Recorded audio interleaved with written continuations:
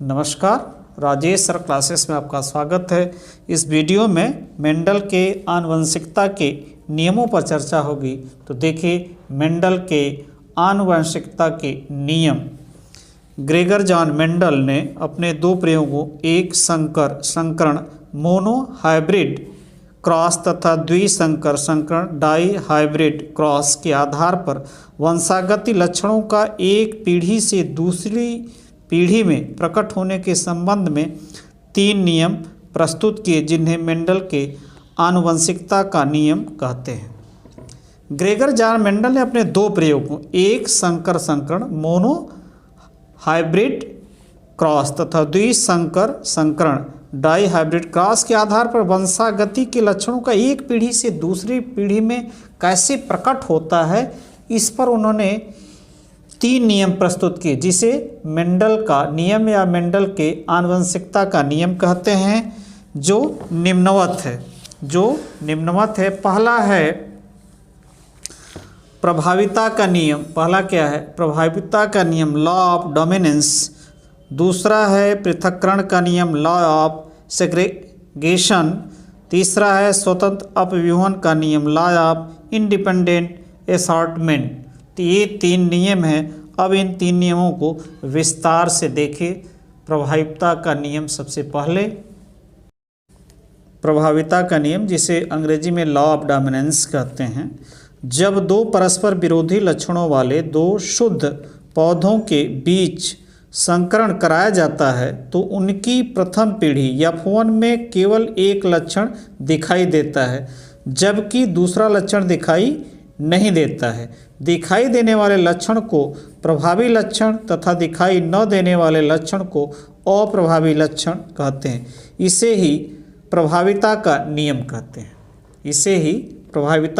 कहते हैं। यानी जब दो परस्पर विरोधी लक्षणों वाले दो शुद्ध पौधों के बीच संकरण क्रॉस कराया जाता है तो उनकी प्रथम पीढ़ी, जिसे F1 से प्रदर्शित करते हैं, में केवल एक लक्षण दिखाई देता है, जबकि दूसरा लक्षण दिखाई नहीं देता। दिखाई देने वाले लक्षण को प्रभावी लक्षण कहते हैं और दिखाई न देने वाले लक्षण को अप्रभावी लक्षण कहते हैं।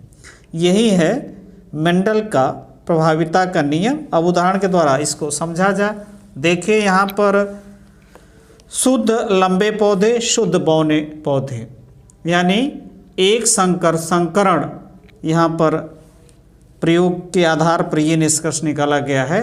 तो शुद्ध लंबे पौधे, शुद्ध बौने पौधे, डबल टी टी टी में जब संकरण क्रॉस कराया जाता है तो सभी लंबे पौधे प्राप्त होते हैं। तो यहाँ हम देख रहे हैं जो इसकी प्रथम पीढ़ी है उसमें लंबे पौधे, ये प्रभावी गुण है। ये क्या है? प्रभावी गुण है, वही दिखाई दे रहा है, जबकि बौने पौधे जो होते हैं अप्रभावी हैं। तो यह है प्रभाविता के नियम का उदाहरण। अब अगला देखिए, पृथक्करण का नियम, लॉ ऑफ सेग्रेगेशन। अब चर्चा होगी मेंडल के दूसरे नियम, पृथक्करण का नियम। जब प्रभाविता के नियम से प्राप्त प्रथम पीढ़ी के पौधे में स्वपरागण कराया जाता है तो द्वितीय पीढ़ी के पौधों में विपरीत लक्षणों का एक निश्चित अनुपात में पृथक्करण हो जाता है। जब प्रभाविता के नियम से प्राप्त प्रथम पीढ़ी F1 के पौधों में स्वपरागण कराया जाता है तो द्वितीय पीढ़ी F2 के पौधों में विपरीत लक्षणों का एक निश्चित अनुपात में क्या होता है? पृथक्करण हो जाता है, यानी अलग अलग हो जाते हैं। अब यहाँ देखिए, शुद्ध लंबे पौधे, शुद्ध बौने पौधे में संकरण क्रॉस कराया जा रहा है, सभी लंबे पौधे प्राप्त हो रहे हैं प्रथम पीढ़ी में। अब जब इनका स्वपरागण कराया जाता है तो द्वितीय पीढ़ी में देखिए, यहाँ सभी लंबे पौधे, सभी लंबे पौधे, सभी लंबे पौधे और सभी बौने पौधे प्राप्त हो रहे हैं। तो इनका एक निश्चित अनुपात, यानी 3:1, यानी 75% ये है और 25% ये सभी बौने पौधे हैं। ये है पृथक्करण का द्वितीय नियम, यानी जब उनका स्वपरागण कराया जाता है तो अगली पीढ़ी यानी द्वितीय पीढ़ी में सभी लंबे पौधे, इसमें देखिए टी टी टी टी और इसमें सभी लंबे और इसमें सभी पौधे प्राप्त होते हैं। तो यह है पृथक्करण का द्वितीय नियम। अब देखिए पृथक्करण का मेंडल का तृतीय नियम, स्वतंत्र अभिवन का नियम। जब दो जोड़ी विपरीत लक्षणों वाले पौधों के बीच संकरण कराया जाता है तो इन लक्षणों का पृथक्करण स्वतंत्र रूप से होता है।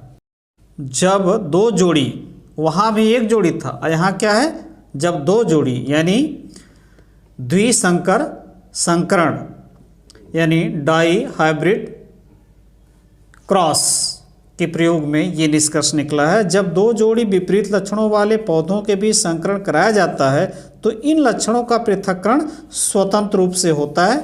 उदाहरण के द्वारा इस बात को आप आसानी से समझ सकते हैं। यहाँ पीला गोल दो लक्षण वाले पौधे हैं YYRR, यहाँ हरा झुर्रीदार दो लक्षण, दो जोड़ी लक्षण, एक जोड़ी यहाँ है, एक जोड़ी यहाँ है। जब इनका संकरण क्रॉस कराया जाता है तो प्रथम पीढ़ी में पीला गोल पौधे प्राप्त होते हैं। जब फिर इनका स्वपरागण कराया जाता है तो अगली पीढ़ी यानी द्वितीय पीढ़ी में पीला गोल, पीला झुर्रीदार, हरा गोल, हरा झुर्रीदार पौधे प्राप्त होते हैं। यानी इन जो लक्षण है इनका स्वतंत्र रूप से क्या हो गया है, अलगाव हो गया है, पृथक्करण हो गया है। यही है मेंडल का तृतीय नियम। नमस्कार।